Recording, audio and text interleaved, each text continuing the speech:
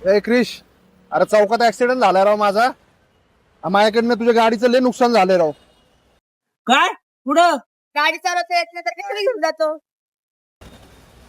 हा, मी पुढच्या महिन्यात पगार आला की मी सगळा खर्च करून देतो, सगळं गाडी ओके करून देतो. गाडीची तर भरपाई घेणारच आहे, तिथे येऊन बघते अजून काय काय तोडलंय.